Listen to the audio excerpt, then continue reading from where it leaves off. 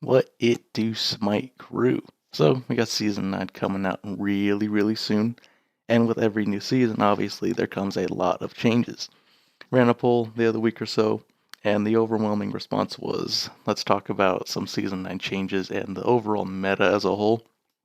So that's what we're going to be doing today.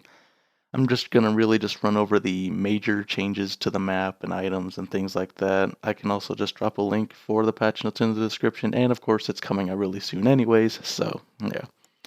So let's just get into it. So first off, we're getting a new style change for the map on Conquest, which I think is always just a really cool thing, especially with the type of game that Smite is, where it just follows the same rhythm, the same sort of game every time.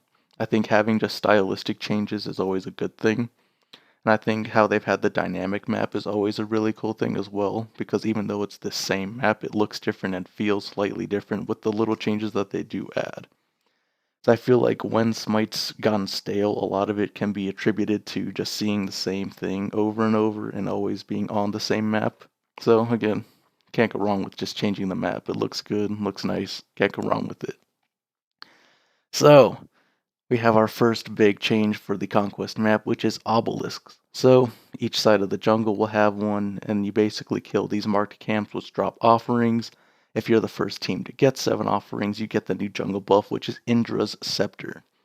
So I really like concepts like this. I really like having sort of map macro play that everyone could get involved with. Like it's similar to stuff like the Jungle Shrine, where it's a little tiny thing, but I think it's a really cool thing where it impacts the entire map and your entire gold spooling and your sort of effectiveness as a team. The only problems I can, really foresee is how strong is the buff gonna be? Like, is it gonna feel really bad if you don't get the buff? Is it gonna feel really bad if it gets stolen and they're the team who gets the buff instead? I think it's pretty interesting though, especially with how they've done the buff. It has a lifetime of 4 minutes. It's whatever god touches it who has it active. And if you're not around enemies, you get an aura of healing. If you are around enemies, it shoots out lightning projectiles that do a percentage of the enemy health. I think having multiple of these, I think would be a cool thing in the future, balancing them out right, because I feel like supports and junglers would get the most use out of a sort of buff like this.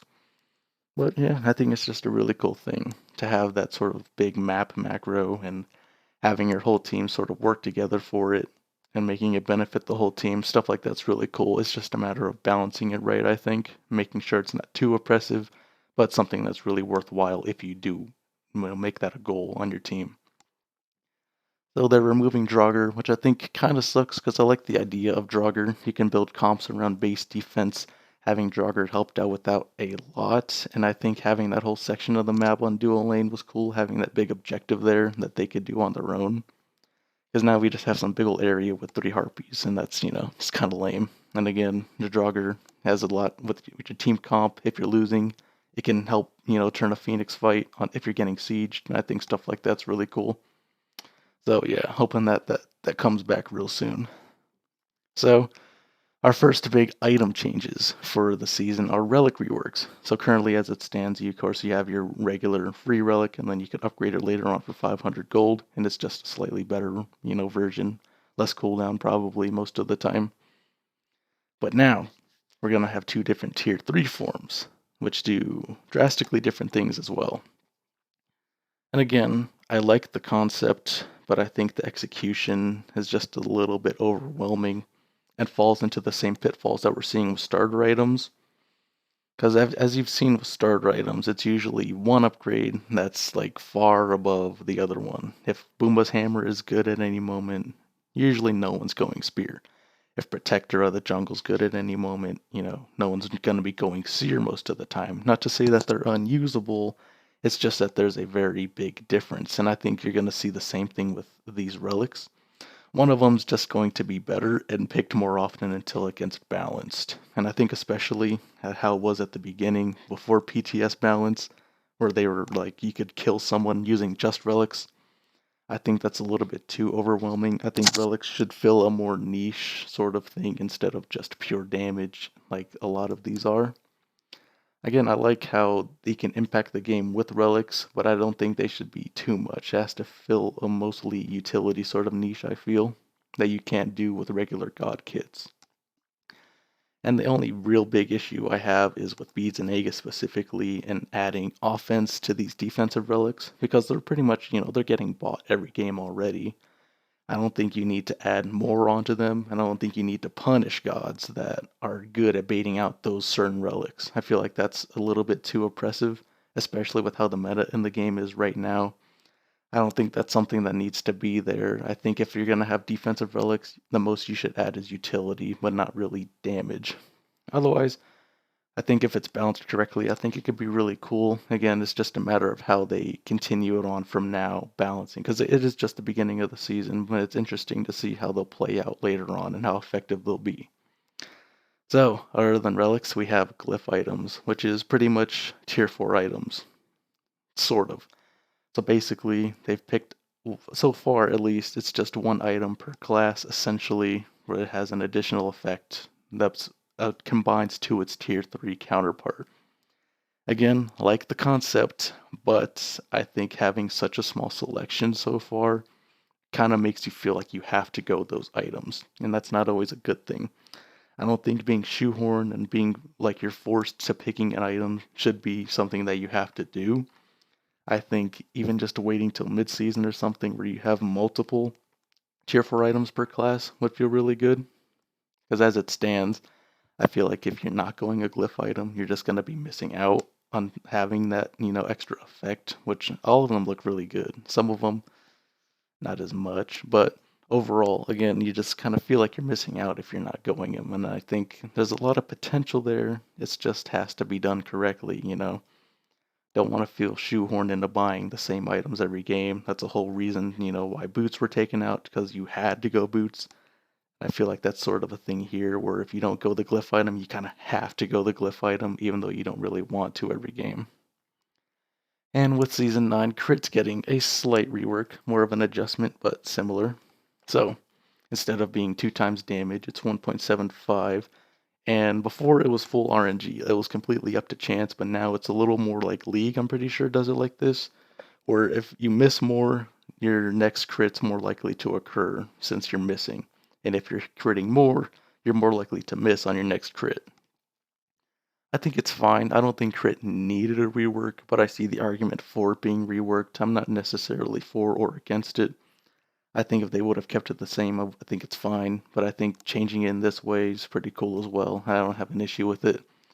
The only thing I have an issue with if crit and hunters as a whole were better, especially with crit right now, it feel better seeing that, the damage is going down pretty much inherently. Since solo lane's really good and hunters are kind of with auto attack builds and it's mostly ability hunter builds, it's kind of odd. I feel like it'd feel better if hunters were really good and crit was really good at the moment, but the current crit build just isn't really that good. It doesn't feel really good until you're full late game, and even then, you still have to deal with spectral, and that's definitely not something that's fun. And it's just very good that it got nerfed because it really needed it. So I'm not going to go through each individual starter or any god buffs. I'll just dedicate this section towards the meta in general and why I think the new season feels kind of stale. So I think the meta is something that always changes in Smite, obviously so, and I think the new season and mid-season especially are 2 places where I think you want the biggest shakeups. I think for the past quarter of the season, which is pretty long, I think it's been trending towards being more tanky, more stuff like solo laners and bruiser items, supports even because they have access to those items. Tanky junglers are pretty good. They have a good selection of items. Ability-based hunters and the mid laners and crit, I think, are a little bit lower on the spectrum. And again, that's not necessarily a bad thing, I don't think.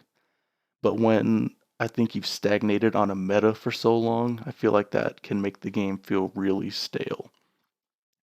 I think if there was any time to change up the meta, I think it should be now instead of, later on in the season where you have to do it in a smaller patch.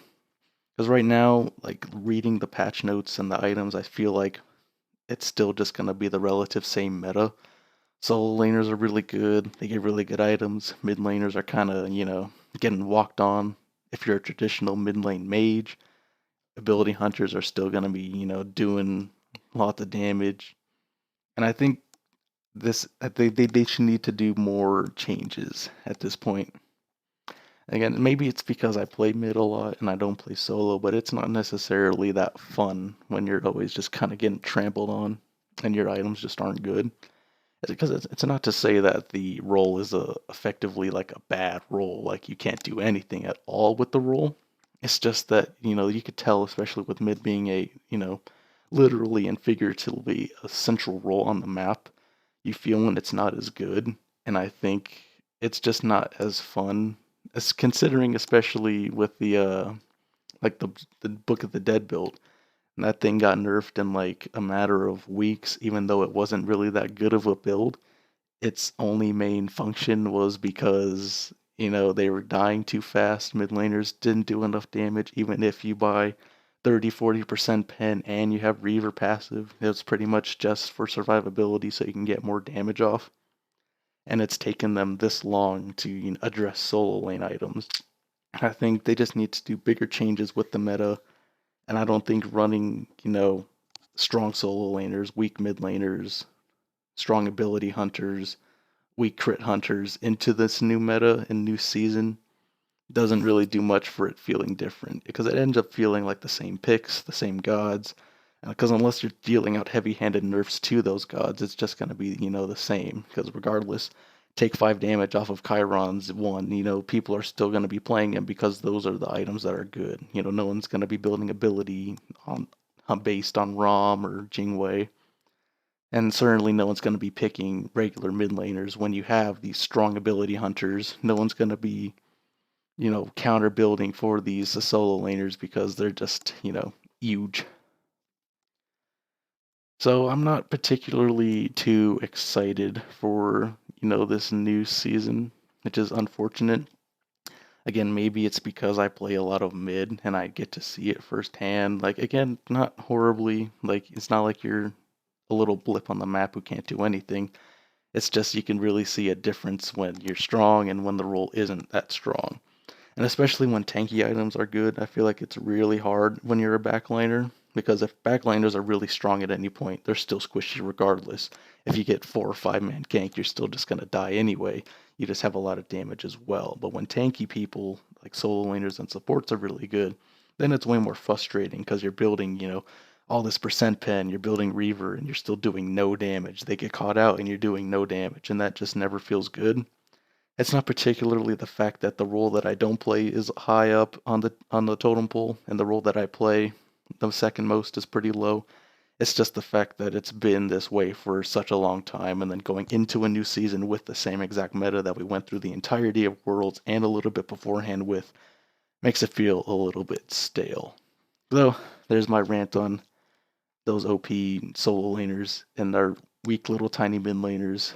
And the good change I think here is spawn timers because before they did this, the start was just the same: solo laners, kill blue, junglers on speed, the whole shebang, everything normal. And I think again, little stuff like spawn timers, like there's no need to be changing it, but it's just something that's good because it's different.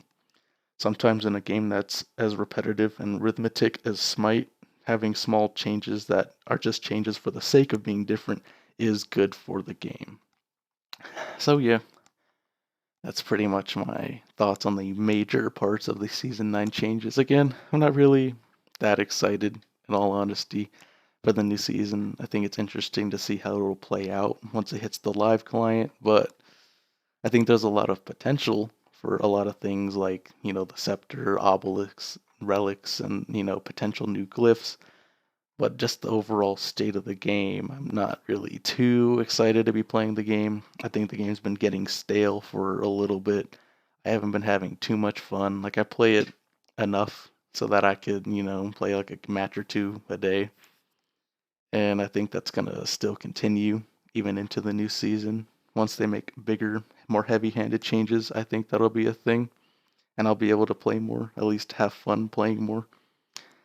So, yeah, I think it's interesting. It'll be an interesting new season, especially compared to jump from season 7 to season 8, 6 to 7, things like that.